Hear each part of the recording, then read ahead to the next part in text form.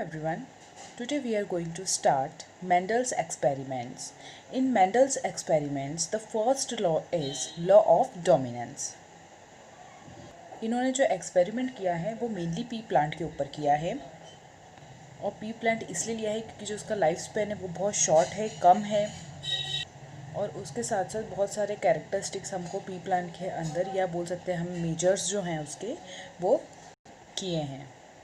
For example अगर मैं law of dominance करूँ तो ये स्टेट क्या करता है, it is cross between two P plants which have a pair of contrasting characters. इसका मतलब ये है कि आपके पास पी प्लांट के बहुत सारे कैरेक्टर्स हैं। फॉर एग्ज़ाम्पल पी प्लांट की हाइट है, उसका कलर है, उसके सीड का कलर है, सीड का शेप है, सीड की हाइट है, ये सारी कैरेक्टरिस्टिक्स इस लॉ के अंदर हैं।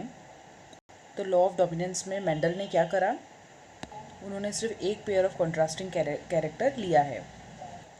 जैसे हम इनको क्या कर सकते हैं, कंपेयर कर सकते हैं। जैसे फ्लावर का कलर पर्पल है या वाइट है, प्लांट की हाइट टॉल है या शॉर्ट है, सीड का कलर येलो है या ग्रीन है, सीड शेप राउंड है या रिंकल्ड है, ठीक है। उसका जो लीफ का जो कलर है वो कैसा है, ग्रीन है या येलो है, ओके। और फ्लावर पोजीशन कैसी है, एक्सल है या टर्मिनल है।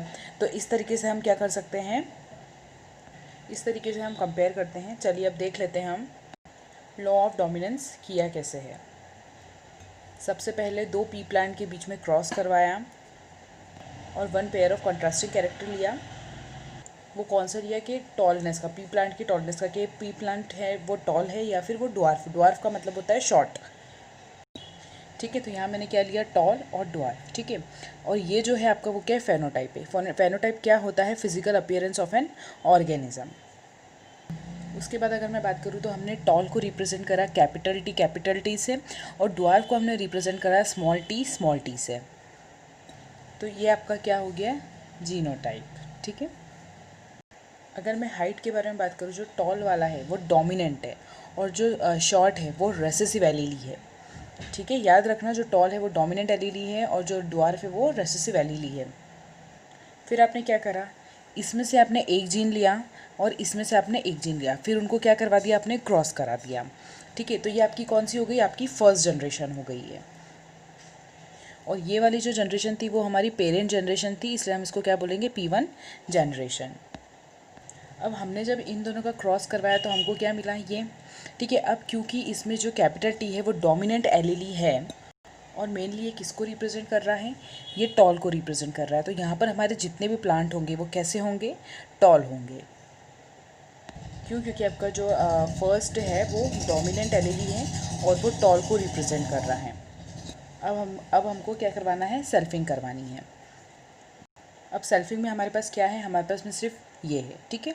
अब हमको क्या करना है, तो अब हमने इस तरीके से लिख दिया, एक टी यहाँ पे आ गया, ठीक है, डोमिनेंट वाला, और एक ये रेसेसिव वाला, ठीक है। फिर हमने सेम चीज़ यहाँ पर भी यही लिख दी, डोमिनेंट और रेसेसिव, ठीक है। अब आपको क्रॉस करवाना है, किस में, ये दो और ये दो, साइड के दो में और ऊपर के दो में, ठीक है। अब और हमको ये प्रिपेयर करना है इन चार से, मतलब इनमें हमको क्रॉसिंग करवानी है। देखो मैं करके बताती हूँ एक बार आपको। हमने क्या करा, यहाँ से हमने लिया कैपिटल टी, यहाँ से हमने लिया स्मॉल टी, फिर यहाँ से हमने लिया कैपिटल टी, यहाँ से हमने लिया स्मॉल टी, ठीक है। अब ये टी और ये टी एक दूसरे के साथ क्रॉस करेंगे तो क्या बनाएंगे, कैपिटल टी कैपिटल टी। ये टी इस टी के साथ क्रॉस करेगा तो क्या बनाएगा, कैपिटल टी स्मॉल टी, ठीक है। अगर स्मॉल टी का हम कैपिटल टी के साथ क्रॉस करवाएंगे तो स्मॉल टी टॉल टी, ठीक है। फिर इसका स्मॉल टी के साथ करवाएंगे तो क्या होगा, स्मॉल टी और स्मॉल टी।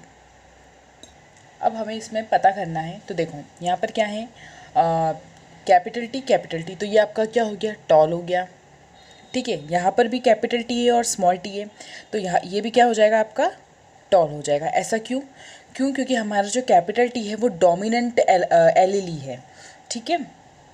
मतलब आप ये बोल सकते हो कि ये हमारे टॉल का कैरेक्टर है। देखो सिंपल सी बात है कि जहाँ पर भी डोमिनेंट एलीली प्रेजेंट होगा तो वहाँ पर वही कैरेक्टर शो करेगा, वो ही डोमिनेंट कहलाएगा। अब मान लो यहाँ पर स्मॉल टी आगे है और कैपिटल टी पीछे है, तो इसका मतलब ये नहीं है कि ये शॉर्ट या ड्वार्फ है, ठीक है, ये भी डोमिनेंट है। क्यों? क्योंकि इसमें क्या है, डोमिनेंट एलीली प्रेजेंट है, कैपिटल टी इसके अंदर प्रेजेंट है, तो ये भी क्या हुआ हमारा, टॉल हुआ। ठीक है, ये क्या है, टॉल है। अब देखिए इसके अंदर स्मॉल टी है और यहाँ पर भी स्मॉल टी है, ठीक है। यहाँ पर तो यहाँ पर कोई डोमिनेंट कैरेक्टर शो कर ही नहीं रहा है, डोमिनेंट एलएली एब्सेंट है यहाँ पर, तो ये आपका क्या कहलाएगा, शॉर्ट। क्यों? क्योंकि यहाँ पर रेसेसिव एलएली शो कर रहा है। ये कौन से कैरेक्टर बता रहा है हमको, रेसेसिव। तो हम यहाँ लिख देते हैं कि कौन सा है, ड्वार्फ है। अब इसमें हमने क्या क्या ऑब्जर्वेशन देखी है वो हम लिख लेते हैं, एक बार फटाफट देख लेते हैं। चलिए, सबसे पहले हमने सेल्फिंग कराई तो हमको क्या मिला, कैपिटल टी और स्मॉल टी के बीच में हमने क्रॉस करवाई। ये हो गया हमारा क्या, फर्स्ट पॉइंट। सेकंड पॉइंट ये है कि फिर हमको क्या मिला, फेनोटाइप।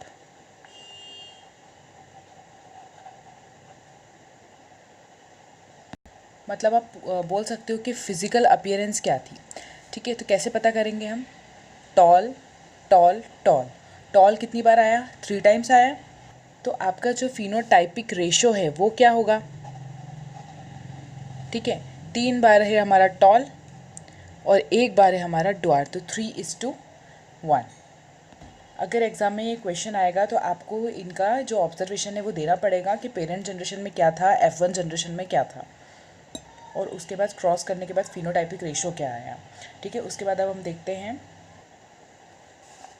Genotypic ratio.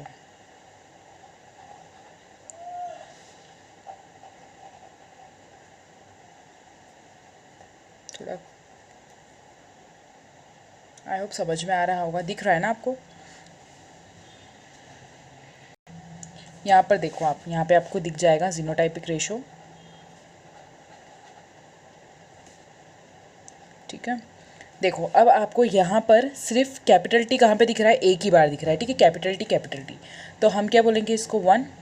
ठीक है, इसके बाद में कैपिटल टी और कहीं है क्या, नहीं है। ठीक है, फिर capital T small T capital T small T capital T. ठीक है, तो यहाँ पर क्या हो गया, 1 और ये 2, तो 2 हो गया। उसके बाद में स्मॉल कितना है, जैसे कैपिटल की जो क्रॉसिंग थी वो एक ही बार है, मतलब है ना, और जो रेसेसिव की थी वो भी 1 टाइम है, तो यहाँ पर जो स्मॉल टी भी है वो क्या हो गया, 1 हो गया। तो ये आपका जीनोटाइपिक रेशो हो गया 1:2:1। सो ये था आपका लॉ ऑफ डोमिनेंस। जो भी एलईडी डोमिनेंट होगा वो अपना कैरेक्टर पहले शो करती है, याद रखना ये बात। In the absence of dominant LED, सिर्फ तभी केस में आपका जो रेसेसिव एलईडी है प्ले करेगा अपना कैरेक्टर। ठीक है, तो ये आपका था लॉ ऑफ डोमिनेंट। अब हम बात करते हैं लॉ ऑफ सेग्रीगेशन।